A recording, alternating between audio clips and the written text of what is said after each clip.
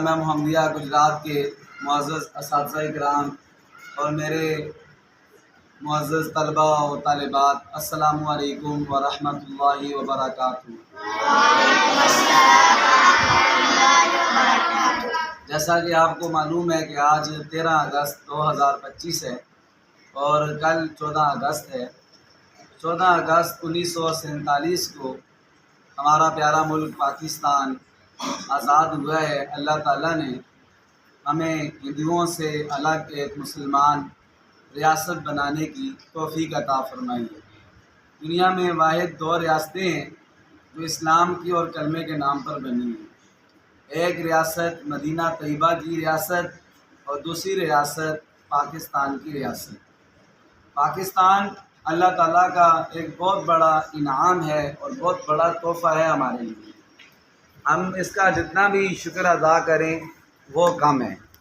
جشن آزادی ہمیں اس بات کی یاد دلاتا ہے کہ ہمیں اس موقع پر 14 اگست کو اللہ تعالیٰ کا شکر ادا کرنا چاہیے اور اپنے اس ملک کی ترقی کے لیے، کامیابی کے لیے محنت اور کوشش کرنی چاہیے۔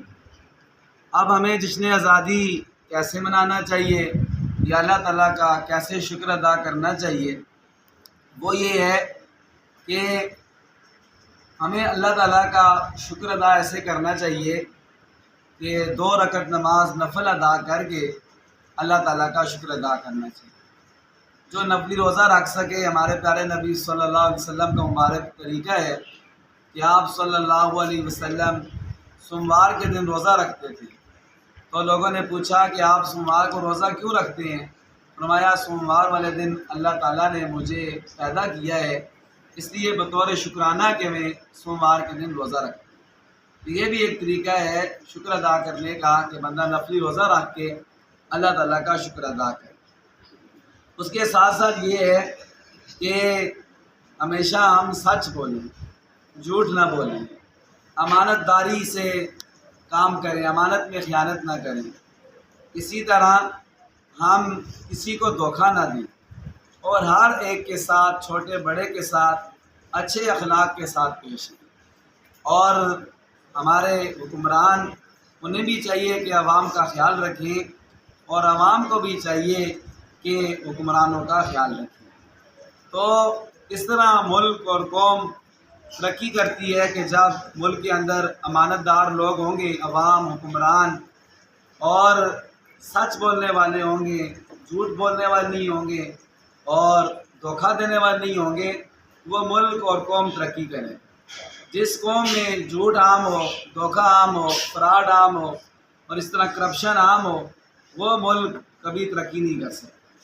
اس کے ساتھ ساتھ ہمیں اپنے ملک کی ترقی کے لیے کوششیں بھی کرنی چاہیے اور اپنے ملک کی جو ہماری جشن آزادی کی نظمیں ہیں وہ بھی پڑھنی چاہیے، اپنے ملک کا جھنڈا وہ بھی لہرانا چاہیے، اس میں کوئی حرج نہیں۔ ہاں، یہ بات یاد رکھنا ہے کہ کوئی ایسا کام نہیں کرنا ہے جشن آزادی مناتے ہوئے جس سے اللہ تعالیٰ ناراض ہوں یا اللہ کے پاک نبی حضرت محمد مصطفیٰ صلی اللہ علیہ وسلم ناراض ہوں۔ آج کل ہمارے بچے، ہماری بچیاں، ہمارے نوجوان کیسے جشن آزادی مناتے ہیں؟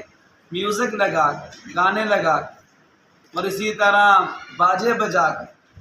میرے بھائیوں، میرے بچوں، میرے دوستوں، گانے بجانے سے اللہ کی رحمت نہیں بلکہ اللہ کی لعنت جو ہے وہ نازل ہوتی ہے گانا بجانے والوں پر، اور باجے بجانے سے بھی اللہ تعالیٰ کی رحمت نہیں اترتی بلکہ اللہ تعالیٰ کا عذاب اترتا ہے۔ ہمارے پیارے نبی صلی اللہ علیہ وسلم کا فرمان ہے، انما بعثت بکسر المزامیر، مجھے یہ گانے بجانے کے آلات توڑنے کے لیے بھیجا گیا۔ تو یہ جو بچے باجے خریدتے ہیں تو والدین سے بھی گزارش ہے کہ ایسی چیزیں کو نہ لے کر دیں اور بچے بھی نہ بجائیں۔